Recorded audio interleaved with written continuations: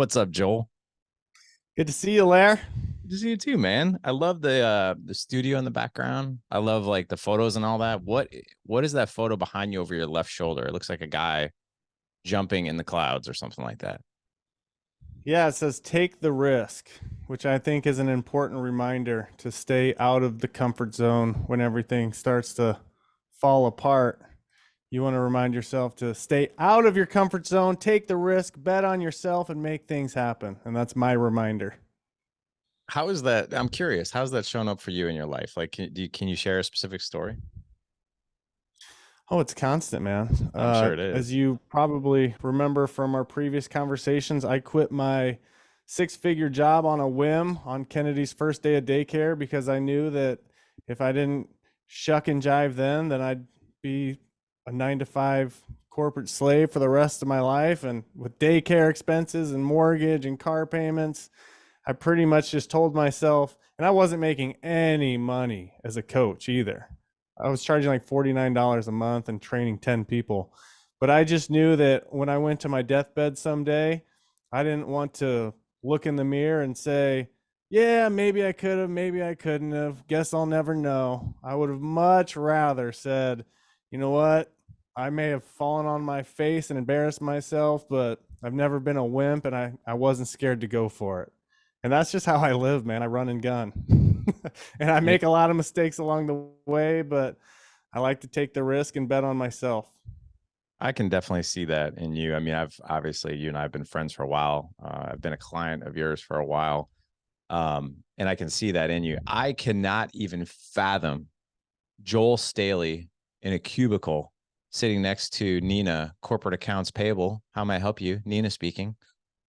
Like, or the Bob's coming by to see what you're doing. Am I dating Yeah, myself man, or it do you drove know me what I'm talking crazy. about? I worked with some great people, but I just remember staring out the window many times and it's blue skies and it's a beautiful day out and I'm stuck in this stuffy office and I'm thinking, man, I can't leave here. I have to leave this box at 4:30, get in my box car, drive to my box house, and then take care of the family. It's like that giant big world out there I don't get to explore. And now fast forward a few years, I travel, I go to events, I make my own schedule, and I'm a self-starter, so I don't really need anybody holding me accountable. Again, I make a ton of mistakes. It's a process you learn as you go, but it does feel the freedom of being able to create your own schedule and do what you're passionate about and talk to the people you want to talk to, do things your way without having to answer to somebody. I mean, the entrepreneur life is the life for me, that's for sure. That's the same for me. I too walked away from a six-figure job, to do this full time. And I remember the day I told my wife that I quit my job. And she knew it was coming. Like it was an us approach. It wasn't a me approach. So she knew like but I remember, I remember like it didn't feel like sunshine and rainbows when I first did it. I was like, I definitely went through a few months of transition where I was like, this is this just got really real, right? But it forced me, like you just said, to constantly stay out of my comfort zone and to constantly Mm-hmm. push, right? And to constantly just go towards your goals. And but I do love the freedom of, I remember being on conference calls and stuff like that, on Zoom meetings, on conference calls, and I was like, if I have to be on one more conference call this week, I might poke my eyeballs out with a hot fork, because it was the same BS conference calls. It was the same BS subject. It was the same topics. And I was telling another guy a story of this the other day when because I was executive level management. I was a national sales director for one of our divisions in a medical device company. And this medical device company had 9 divisions. So they had 9 like different like executive people, right? And every 3 months, dude, we went through this process called a QBR, quarterly business review, where all the suits, we had to present our business in front of all the suits, like all the tailwinds, all the headwinds, all the sales, the growth, what we're doing, the pipeline, all that. And well, let me just tell you, every PowerPoint that went up on that screen was absolute BS. It was people just lied about their numbers. I was like, why are we even here? Like, no one's being honest. Like, this is crazy. It's the worst. Yeah, that was the biggest thing. I just felt like I was wasting time. And I had people in my office that were in their 60s and 70s doing the same exact job I was in transportation. And we all made great money, but I just kept getting reminded of, if I don't make moves and do something else, I'm going to be trapped here by my own comfort. Right. And I remember when I quit my job, man, it's funny because I'll be driving down the street these days and I'll just start laughing and I'm thinking, who was that guy? I don't know if I still have the cojones to still do what I did back then. But I remember I told my family, I told my wife, I told my friends, and everyone was, what are you doing? What are you thinking? But I was just so sure. And I felt so good. I felt free. I was like, man, no, the world's mine for the taking now. And I don't know where it came from. I don't want to get too spiritual, but it's not like I had the choice. It was boiling inside of me to the point that I was starting to get anxiety driving to work. And I shouldn't have been. I was living a comfortable life. I just felt like there was something, a purpose inside of me that was being untapped, and I was Yep. never going to be able to or tap into it if I didn't make some serious moves. And yeah, that guy on that poster, man, that was me. I jumped from an You jumped. inconceivable length. But here you are. And I don't know your latest numbers, but I remember you coming on the podcast and it was something obscene, like the amount of pounds that you've helped people lose. And it was, I want to say it was like, wasn't it like 35,000?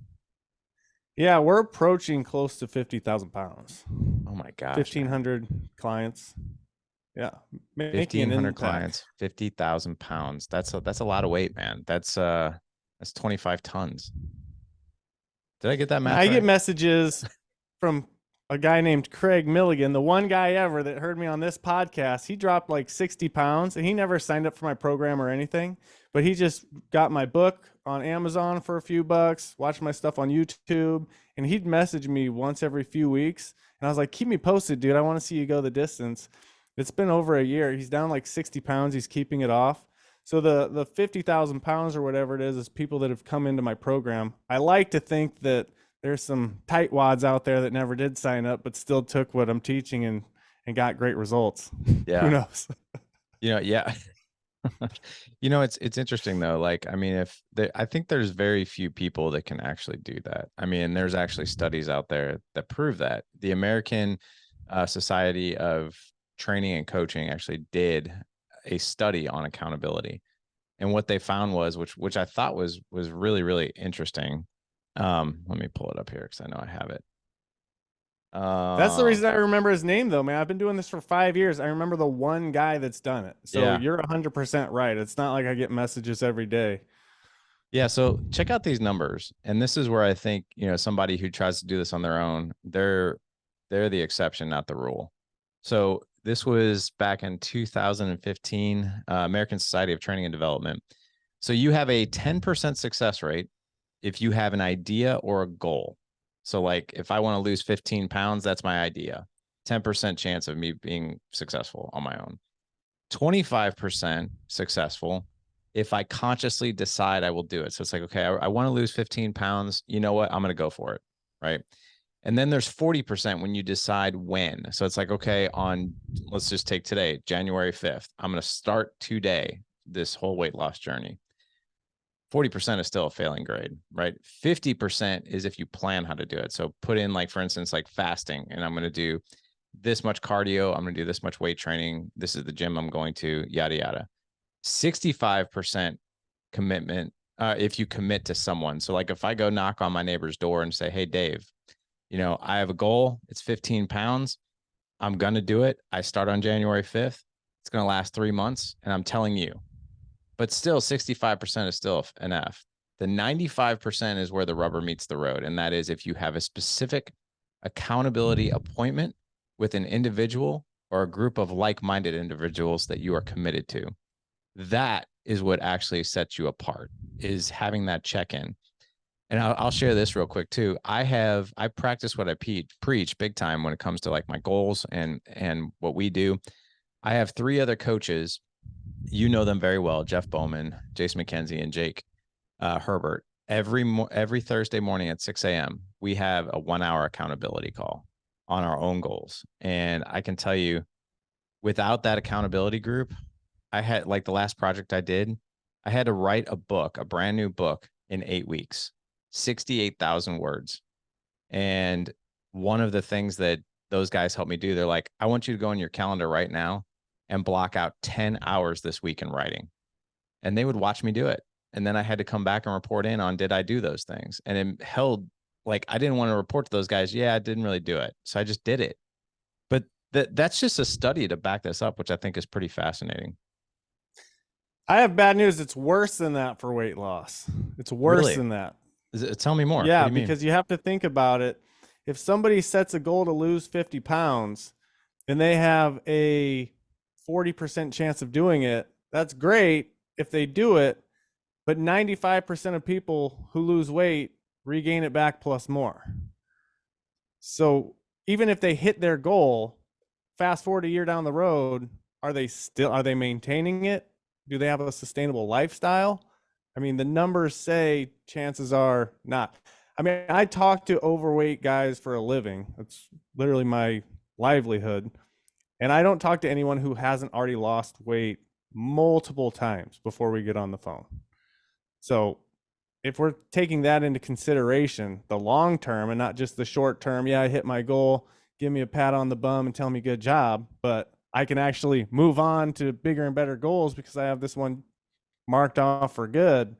It's even less. Interesting. Tell me about one of your clients. Tell me one of the most profound success stories you've had. Well, let's use Tim Etter. You know Tim Etter very well. Sure. He was a past client of mine. So Tim Etter was an Olympic athlete, swimmer, diver, just lean specimen, but like many people, he got married, had kids, tried to do his best. He had to provide for his family. He had a lot of stuff going on. He likes a good bourbon. We all know Tim. And fast forward 10 years, he had put on 40 pounds. He couldn't get it off. I mean, this was 4 years ago that Tim went through my program. All my Wow. accountability coaches, they've all gone through my program. And I mean, they're the perfect testaments. They've kept it off. My sales team, they've all been through my program. They've kept it off. Very important to me that if somebody's going to help clients or even talk to clients and see if it's the right fit for them, that they've actually been through the experience themselves and they can say with a conviction, dude, I've been in your shoes. I tried keto. I tried counting calories. I tried all these things. It was this that moved the needle for me, and that was 3 or 4 years ago. So that's one that comes to the top of my head. I mean, we've had 1,500 clients at this point, Larry. We've got a lot of stories. I'm sure you do. Let's just, I know one of the messages that we're going to be sharing with men is like literally how they can make 2024 their best year. And Mm-hmm. I'm just going to say this very selfishly. I'm like really intrigued of what this is going to be. And I don't know what it's going to be because you haven't given me all the details yet. But for me, the I am like literally itching to get back in the gym. So I've been on this 13 week journey myself where I injured my knee really bad. It was an injury that was a long time coming. I mean, like I injured my knee back in high school with wrestling, and I injured my knee when I was doing martial arts. So like the knee that I had surgery on here recently, but this was the worst. Like I did something to it where the knee was actually bleeding internally in the joint for weeks and I didn't know it. I thought it was just swollen. It wasn't until 6 weeks into the injury that I even knew it was blood. And that's because they drained it out of my knee. I was like, oh my God, like what's going on in there? And the doc's like, dude, I don't know. That's not good though. And I'm like, oh, great. So basically it was like, hey, stay off of it. You got it. They even told me, they're like, don't exercise right now because that's only going to increase blood pressure, which might increase bleeding, which you don't want. So I'm like, God bless, this sucks. So I have not really trained for probably 8+ weeks at this point. And I have put on about 12 to 14 pounds and it sucks. And to be honest, like I'll just be really real with you. Like I got really depressed over that 3-month time. And I found comfort again in food, which was the wrong thing to do. But when you're like, I was in chronic pain for 12 weeks and, I just hated it. And like, I just wanted something to like soothe me. And food was unfortunately my go-to because like I'm not a big drinker, not into drugs. Like my drug of choice is fitness. And when you can't do that, it just really sucked. So here I am, ready to rock and roll in 2024. My goal is to be back in top-notch shape, back in 170 pounds, 8% body fat, once June 1st hits. So I think I can get there sooner, but I'm really curious, what is the 2024 plan? How are you helping people? So I used to think fasting was the answer for everything, as we've talked about on 4 or 5 previous podcasts. I still do believe it's a vehicle. It's a great vehicle. I think it really simplifies dieting. I think you can do it, especially if you're a busy dad running from baseball practice to dance class to your job to Thanksgiving, etc. You don't have all the meal prep and stuff in between. But I've come to find out that it's really 3 things as far as building a lean, ripped, high performing physique that you're proud of. I mean, Gandhi fasted, right? He didn't look like Arnold Schwarzenegger by any means. So that tells you it can't just simply be that. It's a tool. Right. I think of it, I always come on here and talk about fasting. That'd be like you and your wealth of knowledge just talking about your wives wanting to be seen, heard, and safe. Like, yeah, it's true. It's a piece of the puzzle, but it's not everything. There's a lot of other things that go on. So I've boiled it down to really 3 things. Number 1 is, and this is like not mindset or habits. There's a bunch of miniature things that fit within these, but these are the 3 tangible, tactical things that you can take, run with, make sure that they're in place heading into 2024. Number 1 is nutrition. Everyone knows you can't out-train a bad diet. Abs are made in the kitchen. You are what you eat. If you don't like your output, change your input. There's literally like 100 corny sayings about it, but they're true. And the problem with what a lot of people do for nutrition is they find something that does work, but they don't enjoy it very much. Mm-hmm. So the chicken breast, the broccoli, the egg whites for breakfast. Exactly. Yeah. Or even, man, I talked to people that did the egg diet. Like they eat nothing but eggs. Like, oh okay, God. Did you expect to do that for the next 30 years or? Can you imagine the gas? Like you're just walking around like. Oh, it'd be terrible. Oh, dude, I can't imagine. And this is how I stumbled across fasting anyway, was because I kept doing these 12-week cuts for physique shows, and I would have egg whites and oatmeal, protein shake, chicken, broccoli, maybe a sweet potato if I was a good boy that day, protein shake, and then tuna and asparagus or steak or something along those lines. Day after day, week after week, and I did lose weight, and I got ripped and shredded. Fact. However, the night of, immediately after my show, I'm thinking, wow, I haven't had a burger or nachos or a margarita or tacos or breakfast sandwiches, or like the list just keeps piling up. And then what do you think happens? I'm like a kid in a candy shop. Dude, it takes me a week and a half to gain back what it took me 12 weeks to lose. Which is crazy to me. I feel terrible. Right? Yeah. Yeah, I have this sense of shame of why I blew it again. I blew it. What happened? Why couldn't I just stay on it? But it's not realistic, man. You can't just live your life not eating any of the foods you like. It's not going to happen. True. So we can deduce that we do need a nutrition plan that works, but it also needs to be enjoyable for you to be able to sustain it and not just totally binge and gain all the weight back. So, or me, as most people know by now. Oh, go on. No, I was just going to say, so like, do you encourage your clients? And I should know this off the top of my head, but I don't. Do you encourage the clients to have, like an 80-20 ratio, 90-10 ratio, just something like, hey, 90% of your meals need to be pretty on point, but 10% of your meals can be fun. Is that about what you do, or is this something different? I tell them that, 80-20, the Pareto principle, holds true to basically anything in life, you come to find out.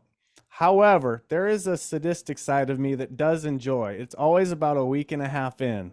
Somebody breaks a 48-hour fast with a giant meat lover's pizza or a huge stack of pancakes with all the syrup in the world, and then they feel terrible. And they're like, oh, you told me. I'm like, yeah, I did tell you. And then their next fast is tougher, as opposed to you break with a T-bone, maybe some bacon wrapped, uh, crab stuffed jalapeno peppers, something you can grow or kill or that's mostly whole food, you feel like $1,000,000. So it's almost necessary. I can tell them till the cows come home, but until they feel, I remember I broke with a stack of pancakes one time. That's why it comes to mind so quickly. And I had to lay on the couch. It was like 9 a.m. I felt like $1,000,000 beforehand. Ate this big Dwayne Johnson sized stack of pancakes, and I just had to lay on the couch. I'm in the fetal position. I just want to take a nap. I feel terrible. And people almost need to go through that to find out for themselves, oh, my body does not like this. My body does like when I eat good food. So I do. There's part of me that does enjoy when that happens, if I'm being honest with you. Well, it's a powerful reminder. You know, even Jim Gaffigan has a joke about pancakes. And he's like, pancakes is just like the nail in the coffin for the entire day. It's like you eat a stack of pancakes in the morning, you're like, well, guess I'm not showering today. Yeah. It's like one of his, because you just feel like crap, you know. I have found too that you know, so I've been fasting obviously for a while. I haven't really fasted that much though, since my injury, which is probably why I've put on a few pounds. But what I can tell you is that um, whenever I break a fast, I have learned that I actually like something to go very easy on my digestive system. So like what I've been doing when I was doing fasting pretty regularly, which as by the time this show comes out, because we're recording it in November and it's January 5th, I will be in that mode again. But what I can tell you is that warming my digestive system up with like a protein smoothie bowl, right? Which is like, you know, not really any carbs or sugar or anything like that, because you're in that keto phase, but mixing that up into where it's basically like a pudding. And then that first meal that goes in, you know, it's just, it kind of warms, it gets the digestive system going again. It's gentle on your stomach, like it, and it primes you for that next meal, which is usually, you know, more of like a hearty meal. Like, you know, it's kind of like what you were talking about. It's kind of like either a steak, if that's your thing, or like with a baked potato with it or whatever. But, you know, after breaking like a 36-hour, 48-hour fast, or I know some of your clients do a 72, you know, like it is hard on the digestive system a little bit if you don't warm it up after a long fast. Is that correct? Yeah. And even mentally, I would say, because your eyeballs get bigger than your stomach. So a lot of times I didn't need a Dwayne Johnson size stack of pancakes. But like any guy, I don't like leftovers because I was raised, you don't Yeah. have leftovers. There's Right. people starving in Africa. So I down it and then I feel terrible. Right. So warm yourself up. One thing I don't want to get misquoted on is you can't have pancakes. I love pancakes, probably more than the next guy. Blueberry pancakes, it's my thing. But back to the Pareto principle, the 80-20 rule, break with some eggs, maybe some bacon, maybe some steak, something high fat, moderate protein, and then have a small stack of pancakes so you don't have that rebound later on. You can work in the food you actually like. You just can't go back to your college days and live off pizza rolls and a bunch of processed stuff, or you're going to feel terrible. So you shouldn't be doing that. Dang, dude. Just I know, right? totally ruin it for me.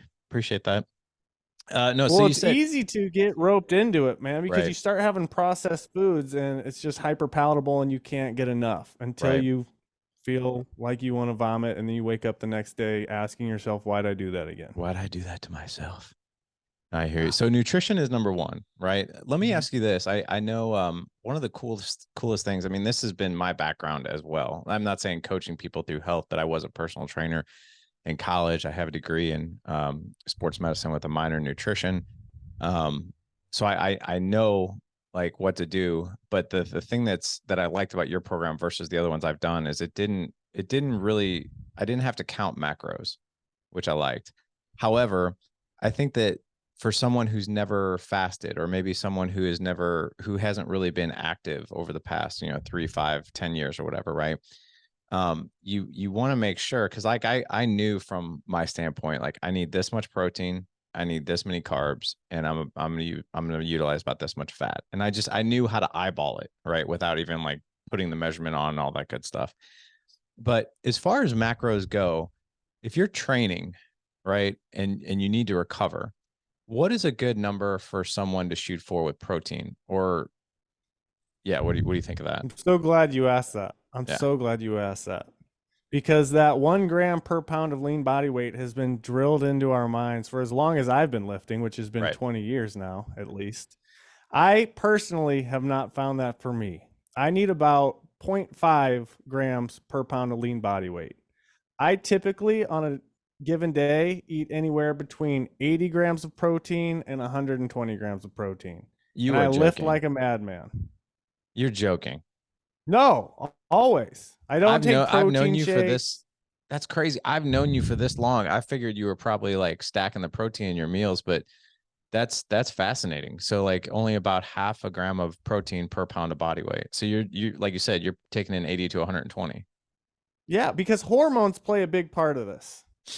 People, yeah, protein is the building blocks of muscle, and I'm a natural carnivore. That's how I get 80 to 100, 120 grams just eating steak and good food like that. I really don't take protein shakes unless maybe I need to curb my sweet tooth at the end of the night. I might throw some fruit and some whey protein in a blender or something like that line, but that's not a habit. Hormones plays a bigger part of it. Okay. I feel like I've asked you this before, but I'll ask you again. If you didn't change anything about your diet when you're on, not right now, you're nursing an injury, we'll give you a break. But when you're on, if you didn't change anything about your nutrition, anything about your training, but you just started blasting human growth hormone or some anabolic steroids into you, chances are you'd get some dramatic results muscle wise, right? I mean, I think so. I've obviously never done it, but I think yeah, you probably see something. But yeah, you always read like the documentaries that I've seen, like with Arnold Schwarzenegger and stuff like that. He always talks about like you can take all the drugs in the world that you want, but if you're not training right and you don't have the right nutrition, it's not going to work. But yeah, I'm Yeah, you sure it need would to help. optimize those too. Yeah. But hormones play a big part in it. And what fasting does, it's nice. It gives your digestive system a break and it optimizes your hormones. I'm 95% work with men, but 5% women come through Shed Fat Fast. If it's a guy's wife or they work in the same office as a guy trained or whatever it is. It's crazy, man. I swear like 25% of women that have gone through Shed Fat Fast get pregnant before their 12 weeks are up. And these are women that weren't getting pregnant and trying before. And I can only tell myself it's because there was some sort of hormonal imbalance that the fasting just naturally helped. But as far as the protein, yeah, when you're doing long fasts, your human growth hormone gets jacked up to 2000%. Your testosterone's better. So not to say I don't do that many long fasts anymore. I don't have fat to lose. So I fast throughout the day because I love going home at the end of the day and food tastes really good because I'm hungry. I've been working all day. I get to eat whatever my family's eating. I just like to I call it one meal a day. I generally start eating around 4:30 and stop 8:30, whenever. That's So you have a maintenance. That's easy. 4 hour eating window. Yeah, I don't really cut it off. I naturally stop eating around 8:30. I don't have like a hard timer that goes off on my phone or anything. Like I said, maintenance, everybody fasts. If you sleep, you fast. Yep. If you're doing my program, you fast a lot. That's for if you want to lose 50 pounds in 90 days. But if you're trying to maintain, whether that's doing 16-8, whether that's doing a 48 every couple weeks, or just really watching what you eat and not fasting that much, maintenance is a lot easier than people think that if you do this, you have to do 48s and 72s the rest of your life. Right. Which, don't get me wrong, it's a nice thing to have in your tool belt. So we have Thanksgiving in a couple days. Like, that'll be nice. I can eat whatever I want, have some pumpkin pie, have some whatever, and then throw in a 48 and I'm leaner than when I started. Beautiful. But it's not just continually fasting forever, Right. these ungodly amounts of time. I'd also really like to talk about, carbohydrates. And I know one of the things that worked best for me personally when I was fasting was keeping my body in a ketogenic state. So like my body just seems to like fat more than it likes carbs when it comes to brain fog and when it comes to energy and when it comes to better workouts. Like I don't like the thought of pancakes. To me, I don't like that. Bread, I don't like it. Rice, I don't like it. I just don't. I would rather actually have a higher fat meal and lower carb, but that's just me. And I've just found that my body prefers that. But those people who, I'm sure it's not a one size fits all. So how does carbs and fats incorporate into fasting, and what should we be doing? I think it is very individualistic. Personally, I love rice. I love potatoes. I feel better with some carbs in me. However, like you said, it doesn't make the next fast any easier. And what I've also noticed is whenever I eat a bunch of rice, my sugar cravings are ridiculous. Whereas if I have much lower carbs and higher fat, higher protein, I don't want to get into the pantry and see what we have as far as leftover Halloween candy goes. Oh yeah. So carbs can have a negative factor. I think it's just something you have to experiment with and learn your own body. But yeah, carbs can. I've even been stuffed. Actually, it's funny. Do you guys have pepper jacks down there in St. Louis? We don't. All right, so I go to this place called Pepper Jacks, and it's these Philly bowls, and they give you a ton of rice, and it's a big old meal. So I eat the whole thing, and I'm stuffed, like stuffed to my gourd. But every time I leave Pepper Jacks, I leave and I go get a juice stop Okay. because I I'm stuffed, but now I still have this sweet craving in my mouth. I'm like, okay, I can still fit some juice stop in there. And then I feel terrible. And I noticed it. It's only when I have this big thing of rice. So carbs can be dangerous, especially if you eat them, you're hungry like 30 minutes later, an hour later. And then that's how people get stuck in the cycle of always being hungry and never being able to burn any fat. That makes a lot of sense. I think that's pretty much how my body is. I will say this though, I'm a huge sushi fan, and I could like literally just crush probably 4 or 5 thousand calories in sushi with not without even blinking an eye. I have a problem Yeah. with it. Yeah. As far as then, if we're talking about the people who are just like, you know what, and by the way, I'm one of them. 2024 is going to be my year. For me, I look at 2000, and I'm talking to the audience, like, what does 2024 mean for you and your health and your fitness? And for me, it's all about like redemption, right? In 2024. So I know you have some things in the works for to help guys in 2024. There's one other thing I want to debunk here before we talk about that, and that is guys who say they don't have the time to work out or be healthy. I personally think that that's a huge miss, huge, because I didn't even realize how much seeing my kids seeing me train until they're now older. So like I have a 15-year-old and I have a 17-year-old. There isn't a day that they don't go to the gym. Like that's their therapy. Like on Saturday night, my 15-year-old went to the gym with one of his buddies at 6 o'clock. And I'm sitting here thinking, like, this is like one of the coolest things to see. Cause I know a bunch of kids his age, they're in front of a video game, they're smoking weed, they're sneaking alcohol, they're getting into trouble. But, you know, our kids are in the gym. And he was there Friday night as well. But there isn't a day that goes by that they don't train. So a big message for me and a big learning for me is we've always promoted our guys to like, hey, you don't have to have a six pack to be a dad. Okay. That's one thing, but be a healthy dad, because the investment that you're making in yourself to be healthier, to keep up with them and to play with them and all these other things. But what you're also doing, and it doesn't emerge to the surface until they're older, is you have been an example of like fitness is normal in our family. This is actually a very normal thing in our family that we all do. We all take care of ourselves. And I've seen that ripple effect in my two older ones. And now my 10-year-old is like, when can I go to the gym with you, dad? And I love hearing that. It's the coolest thing. Well, your audience, each and every guy listening, has probably a dozen to 100 reasons why they shouldn't go work out or start a new lifestyle. It's uncomfortable. They have to wake up early if they don't have a lot of time in the day. They have to invest some money in supplements or a gym membership. I mean, there's a ton of reasons not to do it. I would challenge them to find the one really good reason why they should do it and lean on that. So I had Josiah Novak on my podcast the other day, And it was funny because he was talking about he had gotten into fitness because he saw his dad doing these workouts around the Oh yeah. house. And I Yeah, his said the dad. same Yeah. exact thing. That's why I got into working out, is because my dad would always come home and he looked more like a superhero than all the other dads. That's why I wrote a book about dads being in shape, is because if we are going to change the dad bod on a large scale, not only for our generation but the generations under us, we do need to set that standard. And it seems like you're doing the exact same thing for your boys. Yeah.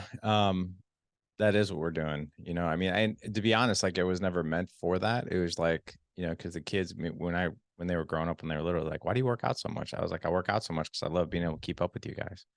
Like literally, I love Yeah. running around the football field. I love throwing the football, frisbee, playing wiffle ball, chasing you around, whatever it is. But just being able to enjoy that and not be like, oh, this sucks. You know what I mean? Do I know what you mean, Do I man? know what you So mean? we go Yeah. to the public pool, and all these other dads. We've talked about this. I have a problem. I call them couch dads and phone moms. I can't stand couch dads and phone moms, where the kids just playing on the ground with themselves, mom's on the phone, dad's zoned out watching the game. I mean, I go to the pool with my daughter and I'm climbing up the rock wall and doing backflips into the pool. I'm 35 years old, man. Everyone always told me coming up when I was 18 or young, they said, yeah, wait till you get married and have some kids. And I hold that chip on my shoulder and I say, yeah, guess we will see. And it's been more important to me now than ever because Kennedy has more energy than anyone I've ever met. We play tag, we play hide and seek. Then she wants to go paint. Then she wants to do this and that. And I've just found that most dads, because I work with dads too, as far as fitness goes, and they say I caught myself just reacting anytime my kid asks me to do anything. I don't even think about it. I just say no, not right now. Let me think about it, which means no. And I don't want that for my kid. I want them to come to dad and be like, "Dad's my best friend. I know he'll play with me. If no one else will play with me, I know dad will." And you just can't do that if you feel like crap. So that, going back to finding the one reason why you should do it, even though you have a dozen reasons not to. I mean, that's mine. And yeah, I also like to feel confident, like the way I look in shirts. There's a million reasons, but I would say start with the one reason of why you should really get started. Yeah. And for a lot of guys, it's different, and I always encourage guys, really peel back the onion layer 3 times. That will get you to your deepest why. It's like, so like for instance, why do I want to get in shape? Why do I want to get in peak shape in 2024 again? And my why is actually very different than what it was when I first started working with you. So when I first started working with you is to train for a bodybuilding show with Mason, and I was pleasantly surprised at the results. Like I got second in 2 categories and fourth in another, and so it really worked for me. But what I'm doing here in 2024 is I'm now documenting my entire journey back to being fit again. Because right now Nice. it's not pretty right now. So like for me, the why is like, here's my why. You know, I'm just gonna get really real with you, and maybe this will help Please. maybe this will help the audience. I've always I haven't had a whole lot of empathy for men who don't take care of themselves. Like I have empathy, but I'm just like, just do it. Like, come on, man. Like just do it. Set foot in the gym. And this is the longest I've ever taken off in 30 years, taken off of the gym, like this many weeks. And what I can tell you is I've learned a lot about what it feels like to be in the shoes of a man who hasn't worked out in a very long time, or he feels like that shame and guilt that he's let himself go. And it's not that easy. It really isn't. And I'm not saying that's an excuse, but what it's given me is like, you know, I've had during this whole journey, I've had these why bother moments. Like, why bother? I can't go to the gym. I'm not drinking alcohol. Like, really don't have a whole lot. So, like, I guess I'll just eat, which is so dumb. But that's been like my, I guess, my outlet, and my whole why now is like for guys to watch, my journey back to this, because now I really understand it. I really understand again what it means to not feel your healthiest and to not even really want to do it, to be honest. Like, because there's a part of me that wants to buy into the story of like, yeah, you were fit for a while and then you're just not anymore for the rest of your life. And I want to prove to myself, my kids, and the guys who do life with us that no matter where you're at or where your headspace is at, if you just get started and maybe you look at it and you really define what that why is. And for me, it's going to be like encouraging men who are maybe in a similar space I am right now to do something about it, right? Despite how you feel about yourself, despite how your confidence is probably in the toilet right now, you don't even want to look at yourself in the mirror. You don't want to be naked in front of your wife, like just stuff like that you just don't, that the guys just don't talk about. But for me, that's my why. And it sounds like for this 2024 is one of the things that the levers you really want to pull is what is the why of the men who are kind of come work with you, correct?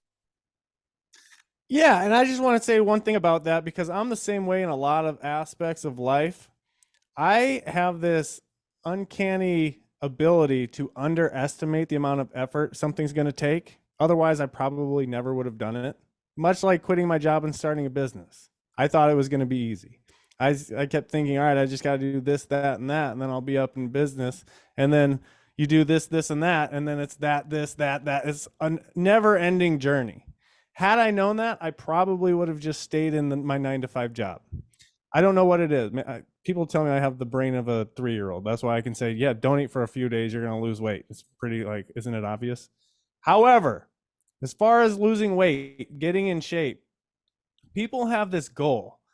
Say they were 40 pounds lighter in high school, they benched 315, and that's their goal 20 years later. And they're saying, man, that's just so far away. I got to lose 40 pounds. I haven't been to the gym in a decade. It's just too far away.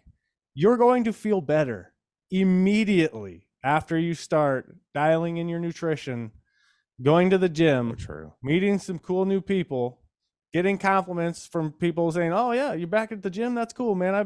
I need to do that too. I need to do that too." You're going to the endorphins you get, the dopamine hits you get, it's not 90 days, 180 days that you're finally going to feel happy. Within a week, you're going to have this profound self-confidence that you're doing something that you've been putting off for 10 years, and you're going to feel great immediately before you get the end result. What's funny is I still remember the very first week that I started working with you to train for that show back in 2022. And I remember being out to dinner with Jessica, and I had just completed my first 48-hour fast. And the dinner that we were at, that was I broke my fast that night. And I'll never forget Jessica asking me, she's like, "How do you feel?" I was like, "You would think that I'd be miserable right now. You would think that I'm starving right now. I feel amazing. Like I actually feel I'm a little hungry, yeah, but I feel so alert. I feel like I have so much energy. I feel like um I'm so dialed into like conversation with you and being present. Like I don't know, it's just a very different feeling, but it's quite euphoric to be honest." Last thing I'll say about fasting, and then we can move on to the second part because Yeah. I don't want to keep you here all day. But one thing I like about fasting, and I was thinking about this morning. I actually did a dry fast earlier this week, which is no water, no 36 God. hours. What? Yeah, That sounds we can get horrible. into that. It is, but that was kind of the point. Is because you talk about that spiritual warfare and that voice in your head that's trying to get you into the pantry or sleep in or skip the gym or yell at your kid when they slam a door. It's just constantly nagging in your ear, that little voice that's trying to knock you out of alignment with the guy you're trying to be. When you do these fasts, you're spending a lot of time with that voice and you're really getting to know who that voice is, what his agenda is, and it becomes very easy to separate that from yourself. If you're just going through life and letting your environment dictate your reactions, then you might think that voice is you a lot of the time. But you become very familiar with it when you're fasting, especially dry fasting. It's like, come on, you've already gone 16 hours, just go get that. Or, oh man, you're 24 hours into your fast. That's better than most people. Just have a healthy dinner. It's this constant nagging, and you're like, I know who you are. I'm not going to listen to you. And once you get familiar with that, like I haven't had a drink in almost 10 months now. And part of that was because of the Dad Edge Summit I went to 2 years ago when you guys were starting it. Mm-hmm. And I didn't have the balls to do it. And it bugged me for a long time. I was like, why didn't I hop in on that? I should have done that. And eventually I was like, you know what? I am going to do it. But it's the same thing with stopping drinking or stopping eating crappy foods. You get familiar with that little voice that's trying to sabotage you.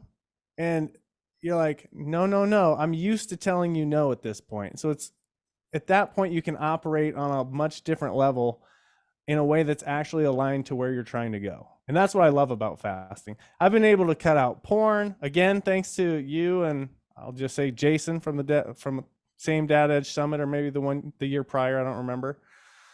But anything in your life that you succumb to that you wish you didn't, fasting is great practice for, because you just remove yourself from it slowly and you take longer and longer breaks from it until eventually you can just cut it out completely.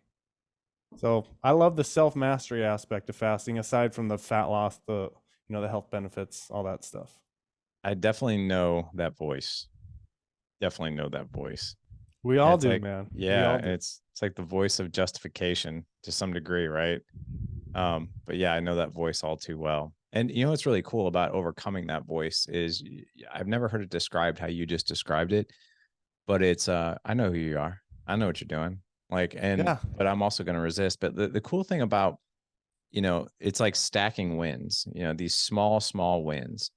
And I remember, when I was fasting and like, let's just say I did a 48-hour fast, and I'd be really tempted at like 44 hours to just eat something. Right. And I'm like, you know what? I'm not going to do that, because like right now it's 1:30, dinner's at 5:30. I know I can make it till 5:30.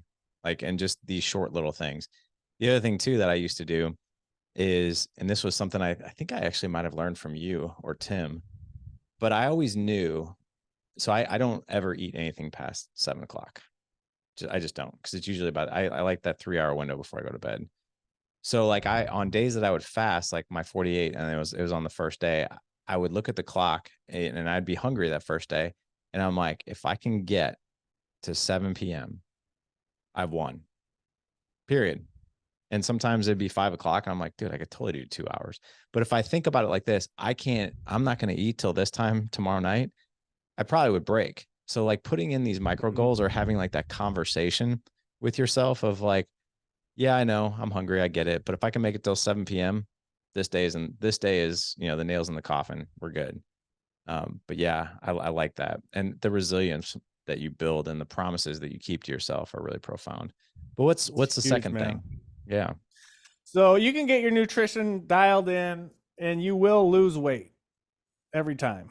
But if you're not working out, especially working out appropriately, or I guess especially working out at all, but let alone effectively, then that weight is going to be fat and muscle, and you're going to end up looking like a smaller version of your original self, which is not what I came on the podcast to talk about. And I want us to reinvent the dad. The dad bod should be, oh yeah, he's got a dad bod. What's that mean? It's like Indian style. No one says Indian style anymore. It's crisscross applesauce. I want dad bod to used to have meant, yeah, you got a gut. You look like you used to work out, but you don't anymore. I want it to mean in 10 years, oh yeah, he looks like he crushes. He looks jacked. He's got a dad bod. That's my goal. And I won't stop until we get there. But in order to make that happen, you can't just fast and cut your calories and do a bunch of cardio. You need to do some sort of resistance training.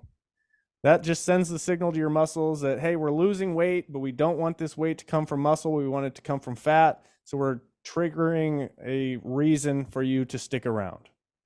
So resistance training, whether it's 2, 3, 4, 5 times a week at the gym, whatever you can do, even 3 times a week is great. But you also, that leads me to, and you can do like the X3, you can do cables, anything that's going to put some resistance on your muscles. Can't just be a cardio queen and get like an insane physique. It doesn't work that way. Yeah. As far as resistance training, I like to say you'll want to switch it up eventually, but start with the 8 to 15 rep range. Okay. That's going to be your hypertrophy, your muscle building rep range. 1 to 5 is more strength. 15 to 30 plus is going to be more endurance. But if you want to put on the most amount of muscle possible, 3 to 5 sets between the 8 to 15 rep range. And last thing I want to say on that is that you want to train each muscle at least twice a week. Okay. So if you're only training twice a week, do full body workouts. So you're stimulating the muscle twice. If you're working out 3 times a week, I'd still do full body workouts. 4 times, I do upper lower split. So you're working everything upper body twice, legs twice. And if you want to commit to 6 times a week, you do like a push pull legs type deal. But the reason for that and why I don't like the bro split, or you do chest day, then back day, then arm day, is because there's something known as protein synthesis, which essentially means after you lift weights for about a day and a half, your muscles are primed to absorb protein and build.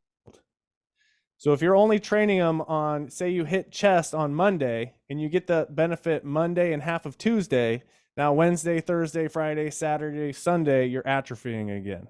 So you want to hit chest twice a week. You don't have to like go crazy on it. Just work it a little bit twice a week. All right. But resistance training is a must.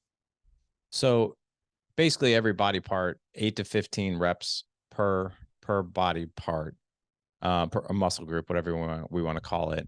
That's the plan. So I like to, for me, I love to go to the gym. It's my I call it my iron therapy. So I'll do push pull legs, pushes, chest, triceps, and shoulders. So I'll typically do 2 workouts for chest, 2 workouts for shoulders, and 2 workouts for triceps. Typically 4 sets between 8 and 15 reps. So, and then same thing with back and biceps. So you only do 4 sets per body part in a session? 4 sets per workout or per exercise, and I do 2 exercises for body part. Okay, so like you do 8 total sets, like for like biceps, right? Something like that. No, no. So let's say I do a push day. Okay. I'll do, say, incline bench press for 4 sets. Okay. Then I'll do like the pec deck or flies for 4 sets. Then I'm done with chest. Okay, yeah, that's I think I said that, but yeah, okay, that makes sense. Okay. Yeah, you're right. Let me ask you this, like, because I mean, there's no denying you were in ridiculous shape, like absolutely ridiculous. Like you see all your abs, like you've got a ton of muscularity to you, and so I'm curious about. I'm actually surprised that is all you do is 8 sets on a day per body part. Because a lot of people would be like, well, I do like 18. But let me ask you this: where's the intensity at for you? So like, 8 to 15 reps, I get that, but I mean, call it like the last set or the last 2 sets. Do you want to be like basically going to failure almost? Do you want enough weight to where you're failing in between that 8 and 15 range? Like you are working your ass off basically. I used to go to failure on every single set. I typically only go to failure on my last set anymore. So I'll cut it 1 or 2 reps short of failure on the first 3, because I mean, we don't look like it, Larry, but we're getting older. And everyone knows recovery is where the muscle's built. So if you compare it to sun tanning, you don't want to just go in and hit it'd be like going to Mexico right now in the full blast sun. You're going to get annihilated, you're going to get sunburned, and you're not going to be able to recover. You'd be much better off going to the tanning parlor, getting a base, slowly ramping it up over time as your body gets used to it. You don't need to just totally annihilate yourself. It would actually be counterproductive, and you're going to end up getting injured too. I love the gym, man. I don't feel like I got my butt whooped when I leave the gym. I feel like I got a great workout and I put in a few sets that I went to failure, but I always leave feeling better. I don't feel like I just got my butt handed to me. What's so funny is like I'm looking back on, because I'm one of those people, I kind of like turn into a psychopath in the gym. I don't like scream or do anything, but dude, I am working hard. And I try to like literally leave everything on the table, but I'm wondering if like that's part of the reason why I got injured. Is because like I was probably training a bit reckless. It can happen, man. It can happen. I've never been injured. Knock on wood, because I don't want to I'll, be. I'll knock on I, wood for I you over asked here too. Don't Josiah on say my that. podcast last week if I'd be like Ronnie Coleman, because I can't see myself not going to the gym at this point. I'm Right. addicted. No, I love it. I love that. So like, I think you actually have a resource, right, for guys in 2024 that basically encapsulates this whole thing. So we've talked about nutrition, talked about fasting, talked about the workout plan. Is there one more? The last one, and this is the answer. I used to think fasting was. This is what I've seen is a group of like-minded people that you're comfortable with that are going to challenge you, hold you to a standard, hold you accountable, and support you when you need support. I mean, do you know that old Indian adage about we all have two wolves inside of us, the good wolf and the 100%. bad wolf? 100%. So The that fear pretty wolf and the much courage speaks wolf. to exactly. That speaks to that voice we were just talking about. If I wake up and my alarm's set for 4:30, I have one voice that says, "All right, time to get up," and the other voice says, "Oh man, no, the garage door is going to wake Amy up, and you actually need to recover. You should probably sleep. Just get your workout in later this afternoon." It's like this head-to-head battle. So the odds are even. By getting a community or a group of guys or whoever that you need to check in with that support you, that are holding you to a standard, now it's not a one-on-one fight anymore. It's like 10 to 1. That little voice doesn't stand a chance, because this happens to me every morning. I'm in a group chat with guys. We all wake up early, go to the gym, and send a picture of ourselves to hold each other accountable. So that voice doesn't have a chance, because I go, "Oh no, I have to. Like, my community's counting on me. They'll dog me all day if I succumb to that voice." So finding a group of people that are going to hold you accountable, that is the answer. That's how I quit drinking. That's how I've done everything. I committed to a group of people. I said, "I give you guys my word that I will call you guys if I'm about to have a drink." And because I didn't want to let them down, you know how many times I've tried drinking on my own, Larry? How many? Thousands. Yeah. Thousands. Yeah. Every day. Every day I told myself I was going to quit. But it wasn't until I found a group of guys that I respected, that I knew would check on me, that I could lean in on when I needed support, that I finally, like, it hit. So find your tribe, find your community. And yeah, that resource you were talking about, man, I have everything in there, everything I've ever put together: nutrition plan, fasting punch card, 30 days worth of workouts, 30-day ab challenge, supplement guide, you name it.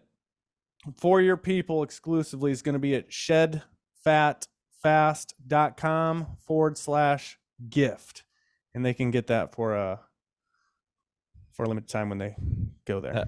That's awesome, man. When does that offer expire for the guys? And this is a booklet, right? This will give you everything that they'll need, right? Yeah. Oh, and yeah, speaking of, I'm even giving a free copy of my book, Dad's Guide to Building a Great Physique. There's a bunch of stuff in there. I can't remember everything, but I really wanted to make you and your audience proud when they cracked it open. Oh yeah. But I'm going to leave it up for you guys exclusively, and that's because sometimes I'll get someone that catches the podcast a few months later, but I would go in and get it. If this is dropping January 5th and you want to make the most out of 2024, hop in there and get access to it. All right. So gentlemen, you're not going to have to look far for that. If you want to connect with Joel and you want to just dive right in, make this year like your year. And actually, what I would tell you guys is, let's do this together. You're going to see me in Joel's program. You're going to see me in his Facebook group. I'm going to be posting photos of myself. So you'll be able to find me in there too if you're working with Joel. Like, let's all do this together, man. I've got a journey ahead of me myself, trying to get back in shape again. Dad's gotten a little fluffy over here. I'm not going to lie, so, but I'm excited about this. You guys can find the links if you head on over to thedadedge.com/Friday137. Again, thedadedge.com/Friday137. We'll have that link in there for you guys. You'll be able to connect with Joel, his team. Let's do this, like I said, together, man. Let's make 2024. For me, it's the road to redemption. For others, it might be like, hey, this is where we're going to start over again. We're going to be fit finally. Whatever it is for you, whatever your why is, let's do it together. And Joel, thank you for always being there for me, our friendship. holding me to the fire when I needed to. So it was, you've always been so helpful and so giving, and I appreciate that. Hey, back at you, man. A lot of the triumphs I've had over the years, like I mentioned, the pouring the alcohol, you were the original seed that those things grew from. So I really appreciate you as well. Hey, you bet, man. All right, gentlemen. Like I said, you know where to find them. I'll say it one more time, thedadedge.com/Friday137. Have an amazing, let's have an amazing 2024, the road to redemption for our health, for our family, for ourselves. Take care, gentlemen.